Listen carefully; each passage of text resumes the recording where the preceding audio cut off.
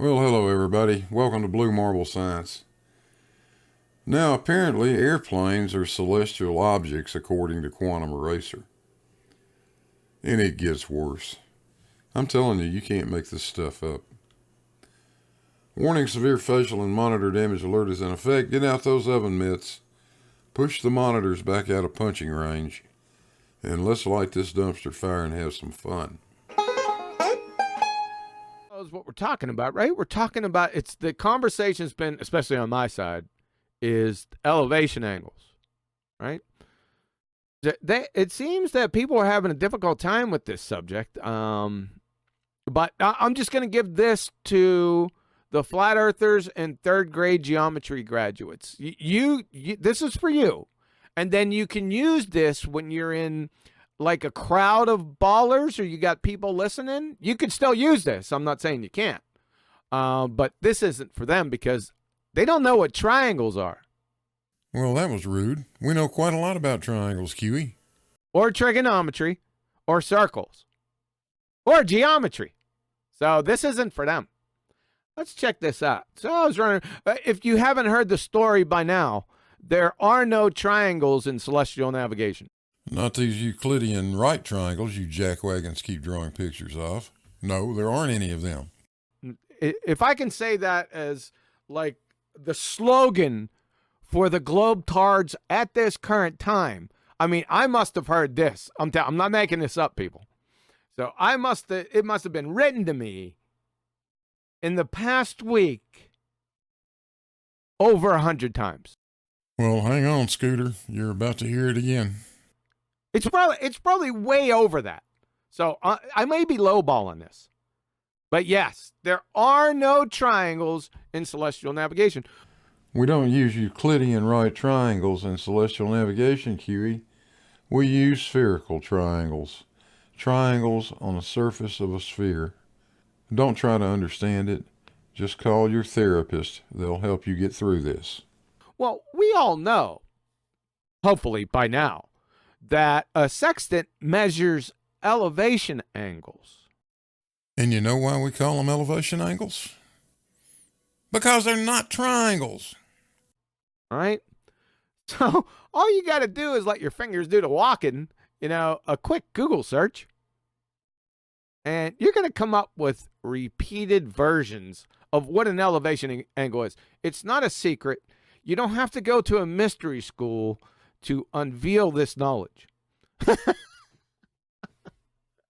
So we're going to go to radartutorial.eu. These guys are professionals. They know what they're doing, right? Wait a minute. You're going to a radar site to try to find information on elevation angle for celestial objects? Huh? So all I did was punch in elevation angle. So what does this say? So an elevation angle, I'm right over here in the left-hand corner, guys. In the Western world, we read left to right. Measurement of elevation angle. Elevation angle is the angle between the horizontal plane. See, it's over. I can stop right there. Prosecution rats. That's it. I won't stop, but I could. No, that's a great idea. Stop right there. You're about to embarrass yourself. So the elevation angle is the angle between the horizontal plane and the line of sight. Duh. Measured in the vertical plane. Duh. The reference direction, i.e. an elevation angle of 0 degrees, is a horizontal line, again, ending. Anytime you see horizontal, it's over. In the direction to the horizon. Wow, this is getting a bit redundant. Starting from the antenna. And as an ancillary bonus prize, they give a figure so we can view it. So all we do is go over here to the right. What does this look to you? What does that look like? This shape is important. This shape is... What is this shape again? Triangle. A triangle. Yes, this shape is a triangle. Bring on the visual aid. Okay. I don't know, but that looks like a right angle triangle to me. I'm just spitballing. No, you're not. You saw that episode, didn't you? Tell the truth now. Right? You see epsilon here? You see this straight line? That's the horizontal plane. And the plane. This makes a right angle right there. See, this is a right angle triangle with an elevation angle. Just as simple as that. Hey, Major Sergeant Captain. You're a military guy. Maybe you've just forgotten some of this stuff. You see that thing right there? That is a radar antenna. You see that thing up there? That's an airplane. But what if that's not just an airplane? What if that's a whole squadron of fighter bombers on their way to drop a whole load of whoop-ass on your head? You think maybe knowing the altitude of those things might be a handy little piece of information? I do. Now look, in celestial navigation, we don't go measuring the height of a celestial object. When is the last time you think they called up the navigator and said, "Oh, quick, go find the altitude to Polaris for us. Call us back when you get that information in 800 years or so." Holy cow, man. What is wrong with you? Is that not enough for you? Probably not. All right. From Math Space, let's take a look at this. And this is from the IGCSE 2021 edition. Wait a minute, QE. Is this going to have anything to do with celestial navigation? You know you can use elevation angles for other things.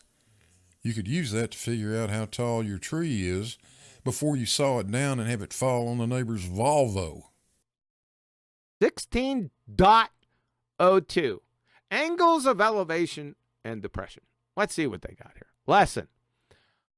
One aspect of applying mathematics to the real world is coming up with names for all the different measurements, so that we can keep track of what all our numbers mean. Now, that would be a good thing. Angles of elevation and depression are the angles between objects at different heights. Makes sense. So let's see what they got to say. Elevation and depression. Oh, this is bad news for you, Baltar. That's why I said don't look at this presentation. Just turn away, call your therapist. Ooh, look out, QE. Whoop ass incoming. This is for flat earthers and third grade geometry graduates. Elevation and depression. An angle of elevation is the angle from the lower object to the higher one, while an angle of depression is the angle from the higher object to the lower one. Both angles are measured with respect to what? Horizontal plane. Yeah, it's all over right there of the reference object. And there's a special bonus here. What's this look like to you? A triangle! Yes, this shape is a triangle. Bring on the visual aid. Okay. Does it look like a right angle triangle? Funny thing about that, why are they doing this? I don't know. I mean, it's over. It's all over. You can't get an elevation angle with this line, the adjacent, in this particular case, curved. Now, if you remember back to the first question that I asked, how can you acquire an elevation angle whilst having a curved baseline, i.e. curved adjacent, on a sphere? That was the original question so many months ago. We've been through this before, but let's go through it again. The observer has a zenith, which is perpendicular to the surface of the Earth. The GP of the celestial body we're looking at also has a zenith.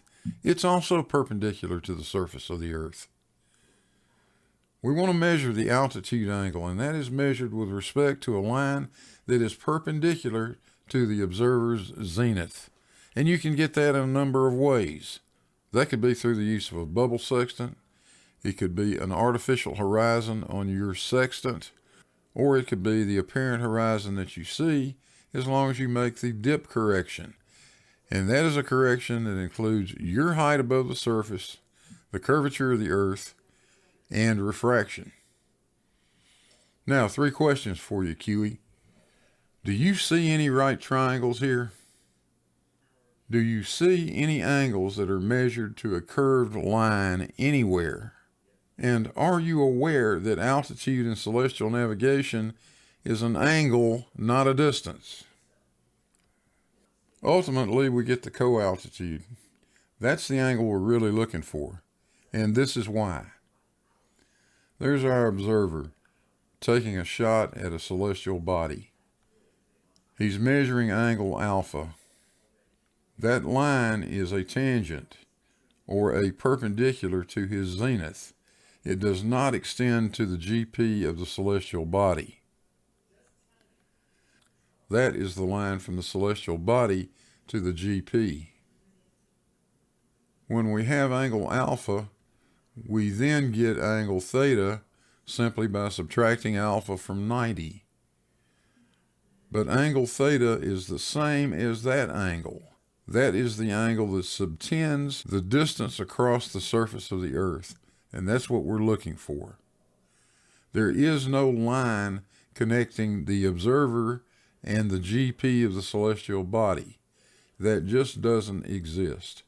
Now, if you guys know how to navigate with a bunch of triangles, you need to show us how to do it, because none of us know how to.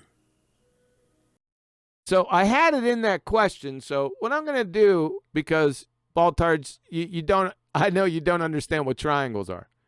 And even if they show it right here, you just, the base, I showed this, not this particular one, but other ones. And what I've gotten back is, nuh-uh.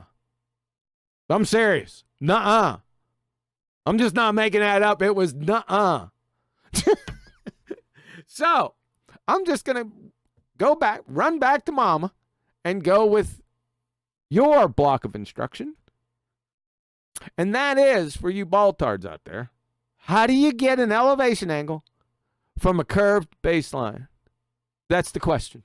We're not going into adjacents. That gets you confused. Right? We'll just stick with the curved baseline, and prosecution rests. We don't make any measurements to a curved baseline. That's just a straw man, and you know it, QE. We find the altitude angle by measuring the angle between the celestial body and a perpendicular to our zenith. That gives us the co-angle. When we have the co-angle, it's very simple. We multiply that times 60 nautical miles per degree. That gives us a distance to the GP. That distance allows us to construct a circle of position, and if we have two or more of those circles, we can find our location. Our fix is at the intersection of those circles. Now it's time for you guys to do something.